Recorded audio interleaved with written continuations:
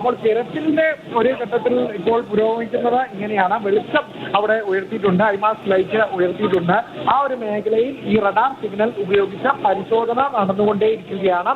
ഈ സിഗ്നലിന്റെ മറ്റൊരു ലൈറ്റ് കൂടി ഇവിടെ ഉയർത്താനുള്ള ശ്രമമുണ്ട്. കൂടുതൽ വെളിച്ചം വേണമെന്ന് നേരത്തെ ഘട്ടത്തിൽ തന്നെ ഇവർ പറഞ്ഞിരുന്നു. വെളിച്ചം ഏറ്റവും അനിവാര്യമാണ്, മറ്റൊരു പ്രതിസന്ധികളെയൊക്കെ വകഞ്ഞു മാറ്റാൻ ഈ വെളിച്ചം ഏറ്റവും അനിവാര്യം തന്നെയാണ്. അപ്പോൾ ഇത്തരത്തിൽ ഈ ഒരു വെളിച്ചം ഉയർത്തിക്കൊണ്ട് തന്നെ ഇവിടെ ഇവരുടെ റഡാർ പരിശോധിച്ച് സിഗ്നലുകൾ ലഭിക്കും. ആ സിഗ്നലുകൾ അനുസരിച്ചുള്ള നിർദ്ദേശമാണ് ഇപ്പോൾ ഈ സൈനികരും ഈ ശാസ്ത്രജ്ഞരും തമ്മിലൊരു ചർച്ച ആ ഭാഗത്തായി നടക്കുന്നു. കുറച്ചു നേരമായി ഇവർ തിരച്ചിലേക്ക് ഏർപ്പെട്ടിട്ടില്ല, ഒരു ഭാഗം കേന്ദ്രീകരിച്ച് അവർ തിരയുന്നില്ല.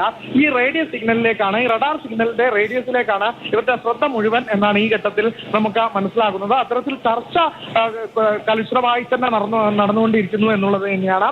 ആ ചർച്ചയിലൂടെ ഒരു സ്പോട്ടിലേക്ക് ഫോക്കസ് ചെയ്യുമോ എന്നുൾപ്പെടെയുള്ള കാര്യങ്ങൾ നമുക്ക് അറിയാൻ സാധിക്കും എന്നാണ് നമുക്ക് എന്തായാലും ഈ ഘട്ടത്തിൽ മനസ്സിലാകുന്നത് എന്നുള്ളത് തന്നെയാണ്. ഈ റഡാർ കേന്ദ്രീകരിച്ച് പ്രവർത്തിക്കുന്ന ആ ഒരു ഉദ്യോഗസ്ഥനാണ് ഈ നിമിഷം നമ്മോടൊപ്പം ചേരുന്നു എന്ന് പ്രതീക്ഷിക്കുന്നു. അതുകൊണ്ട് നമുക്ക് ഫോണിലൂടെ അദ്ദേഹത്തിന്റെ പ്രതികരണം തേടാമെന്ന് കരുതുന്നു. Sir, have you got any hope? Have you got any signals, sir? Sir, एक minute sir. We are in discussion. We are focusing on a point. Sir, നമ്മളവിടെ തിരികെയാണോ? ആ കാര്യം ഒന്ന് വ്യക്തമാക്കും. എന്താണ് നടക്കുന്നത്? JCB കൊണ്ടുവരുന്നത് ഏത് മേഖലയിലാണ്? കെട്ടിടത്തിന് താഴെയായിട്ട് അവിടെ ആണ് ഇപ്പൊ ആ റേഡിയസിലാണ് ഈ സിഗ്നൽ കാണിക്കുന്നത്. അവിടെ ഫൈനലൈസ് ചെയ്തത്, ഇപ്പൊ അവിടെ നോക്കാൻ പോകും. അവിടെ ഫൈനലൈസ് ചെയ്തു. അപ്പം വെളിച്ചമൊക്കെ ഇപ്പൊ അവിടെ വരാൻ പോകും. JCB അവിടെ കൊണ്ടുവന്ന് അവിടെ ഇപ്പം ഡിഗ് ചെയ്യാൻ പോവാ. ഇവിടെ ഡിഗ് ചെയ്യേണ്ട ആവശ്യമില്ല. ഈ ചക്രന്റെ താഴെയൊന്നും നമ്മൾ നോക്കുന്നില്ല.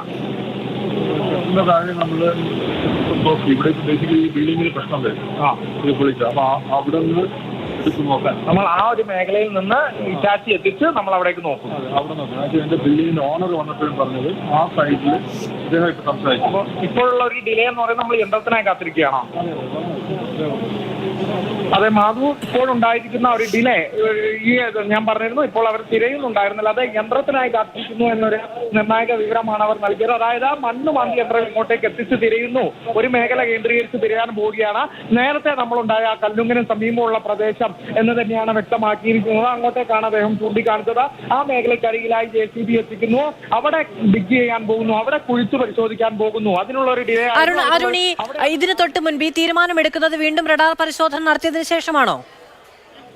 അതെ അതെ അതെ അതെ അങ്ങോട്ടേക്ക് മണ്ണുമാന്തി യന്ത്രം എത്തിക്കുന്നു എന്നുള്ളത് തന്നെയാണ് മാധു. അതായത് നാലാമത്തെ പരിശോധനയിലും ഒരു പോസിറ്റീവ് സിഗ്നൽ കിട്ടി എന്നാണോ അവർ മനസ്സിലാക്കേണ്ടത്? അതായത് അതെ അതെ അങ്ങനെ നമുക്ക് അനുമാനിക്കാം. കാരണം ഇപ്പോൾ ചോദിച്ചപ്പോൾ പോലും അദ്ദേഹം പറഞ്ഞത് അവിടെ സിഗ്നൽ ലഭിക്കുന്നു എന്നുള്ളത് തന്നെയാണ്. ആ ഭാഗത്താണ് സിഗ്നൽ ലഭിച്ചത്, അതുകൊണ്ട് അവിടെ പരിശോധിക്കാൻ പോകുന്നു എന്നുള്ളതാണ് അദ്ദേഹം വ്യക്തമാക്കിയത്.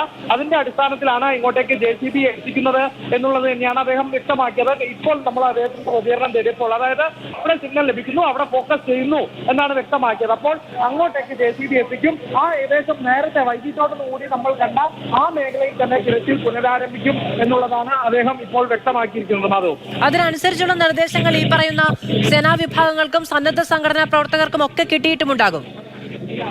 അതെ, സൈന്യത്തിന്റെ ഒപ്പം തന്നെ, അതായത് ശാസ്ത്രജ്ഞരുടെ ഒപ്പം തന്നെ ഇവരുടെ ഓരോരുത്തരുടെയും പ്രതിനിധികൾ നിൽക്കുന്നുണ്ട്. സൈന്യത്തിന്റെ പ്രതിനിധിയുണ്ട്, NDRFന്റെ പ്രതിനിധിയുണ്ട്, ഈ വോളണ്ടിയർമാരുടെ പ്രതിനിധികളുണ്ട്. ഇവർ ഒപ്പം കൂടി നിന്നാണ് ചർച്ച ചെയ്യുന്നത്.